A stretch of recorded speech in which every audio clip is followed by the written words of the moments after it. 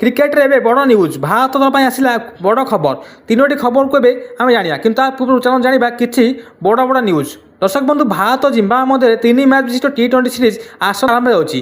Series रे श्रेयस आयर भारत दल नूतन टी20 भाव दायित्व ने। रविचंद्रन अश्विनी मत हूँ अश्विनी कुलदीप यादव को दल में सुजोग देवा नहीं टीम मैनेजमेंट पर प्रश्न उठाई और आईसीसी ओडीआई रैंकिंग में Virat Kohli Rohit Sharma ICC ODI batting ranking में शीर्ष स्थान को रही।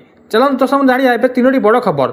नमस्कार दर्शक बंधु आपको आम चैनल स्वागत। आज ताजा क्रिकेट न्यूज होची जन जानिए। प्रथम बड़ खबर होची भारत और जिम्बाब्वे मध्य टी20 सीरीज को नहीं फैंस मध्य बड़ उत्साह देखाई। यही सीरीज भारत और जिम्बाब्वे मध्य खेल दल लक्ष्य होची सीरीज जितवा और सह नुआ प्रतिभा को प्रस्तुत करिया। द्वितीय बड़ खबर होची पूर्वतन भारतीय स्पिनर रविचंद्रन अश्विनी कुलदीप यादव को नहीं बड़ बयान देते मतरे कुलदीप यादव को सुजोग न देवा बड़ भूल एवं से आहरी कहते जे ए विषय को नहीं क्रिकेट महल बहुत चर्चा होती।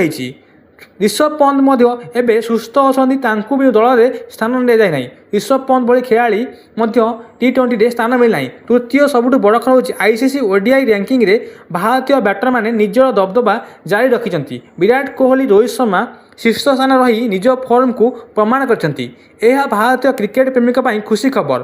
चतुर्थ खबर होची आई26 प्रस्तुति जोरदार भाव चली। समस्त फ्रांचाइजी निज निज दल को आहरी शक्तिशाली करने व्यस्त होती। क्यों दल ट्रॉफी जितब क्या नहीं एबेठू चर्चा आरंभ हो। शेष अपडेट आगामी किसी सप्ताह आंतर्जातिक क्रिकेट अधिक रोमांचक मैच खेल। भारत दल पतन पर समस्त नजर रही। यह हूँ सबुठ क्रिकेट अपडेट। एमती क्रिकेट अपडेट आम चैनल सब्सक्राइब करूँ। नमस्कार, धन्यवाद, जय हिंद।